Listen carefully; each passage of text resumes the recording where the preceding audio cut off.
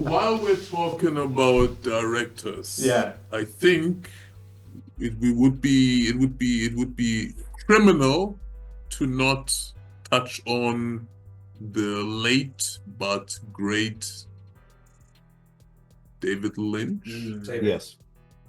Oh, I'm still sad. Yeah. I'm still sad. I was having a really bad day when I heard from Tom, and it was, and I sent him a text. You're joking. Unfortunately, I was not. Yeah. No, I was not. Yeah, and so I don't know. It's like, well, I don't know where you were, but like I was dealing with a pre-production problem, having a massive headache, talking with someone about how to resolve that problem, and then I heard that David Lynch died. We were in Pi in Dundrum, and I was like, okay, okay, I'm gonna have a little drink, and I'm gonna sit down, and I'm gonna have a burger because I feel like a burger is the appropriate meal to have for David Lynch. For David Lynch, Yeah. yeah. No, it was. I kind of had a similar. I was in work when I found out, and it was not that I was having a bad day, but I was already kind of having my own creative kind of struggle. Like I was. I mean, I'm still in the middle of trying to finish a new short story, but Yeah. and I was kind of humming and hawing about what to do. Then I saw the news, and I was actually kind of a similar thing where what's the appropriate thing to do? I was drinking a cup of coffee. I just actually made a cup of coffee when I got the news, and I said, "Well, here's to you, David." Amen.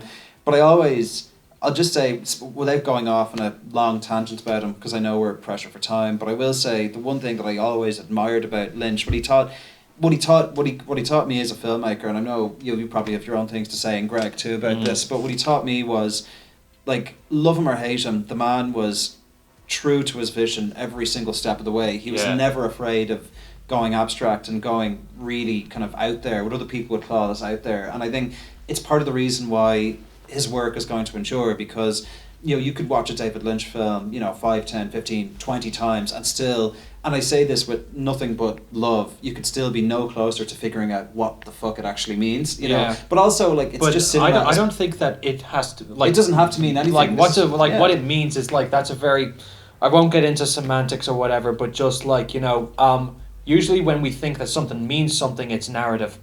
Okay, but David Lynch didn't make stories based around narrative. It kind of goes back to the beginning of the conversation. He always created from emotion. Yes. And people remember the weirdness, but what stays with you is how romantic he was. Like, oh yeah, all of his 100%. films are extremely romantic. He's deeply in love with life, and he's deeply in love with people at their most vulnerable. And I think that 100%. that's something that sticks with me from his work. What about you, Greg?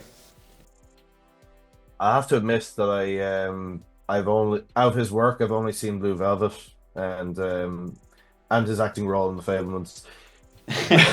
So you want to be a picture maker, huh? Yeah. But it's funny you mentioned Blue Velvet, because I was actually about to say, going on what you said on romance, it might be a controversial opinion. I would actually argue Blue Velvet is an incredibly romantic film in a very dark way, of course, but it's incredibly romantic. It's romantic because it's about feelings, and it's about, like, if all story is conflict, then the greater romance requires more conflict. Yeah. And it's one of those things. I feel like what I love about Lynch is you can watch any film of his and just steep in them. Like, again, just get completely lost in those worlds. Like, I would urge anyone listening who hasn't seen a David Lynch film to drop whatever you're doing right now. It could be anything. Drop whatever you're doing right now. Go watch Eraserhead. Oh yeah. And then, in fact, take the entire day off. There we are. Take the entire day off. I'm going to speak directly to the camera this one. Take the entire day off. Clear your schedule and watch every single thing in David Lynch's filmography. Yeah. All right. So do it for science. I agree with you. So if it has to be a top three for me, all right. So first of all, I've seen Mulholland Drive like 5 times. I saw it in the cinema, 35mm projection. It was Lucky absolutely bastard. gorgeous. Absolutely gorgeous. Let me see, Eraserhead But like, I think honestly, the pièce de résistance is Twin Peaks. I feel like everything that is Fire Walk with Me or the entire TV show? No, everything. Oh, everything that is David Lynch is in Twin Peaks. Yeah. Including Fire Walk with Me, including, dare I say, even the really terrible episodes of the second season when he wasn't there, dare I say it. I think those are all, that is part of his greater vision, that's part of his feeling, that's how he tangos with reality. Yeah. And in David Lynch's world, there's plenty of stuff that's very upsetting. So yeah, loads of people were complaining about the second season, whatever. Just grow the fuck up. I mean, like, there is there is artistic intent, and then there is how things are made. That's all. That like we're filmmakers. We know that when we are making something, the film that we're seeing in our head is not what we get. Yeah. It's always bringing something out of the Black Lodge, out of the Red Room, Yes. into reality. And I think everything Twin Peaks captures that vibe. Do you know what I mean? Yeah. Yeah. I mean, I would say for me, my top three, probably in order of preference, Razorhead, Blue Velvet, and then, funny enough, The Straight Story.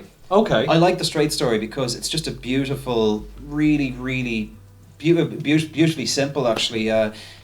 Kind of existential, very human story. I've always really, really liked it. It's a very daring idea too, very daring concept for a film that only David Lynch would be able to pull off. I would argue, Yeah. I really think he And nailed again, it. it's like it ties in again with the romantic thing. Is that the same guy who made Eraserhead, Made The Straight Story.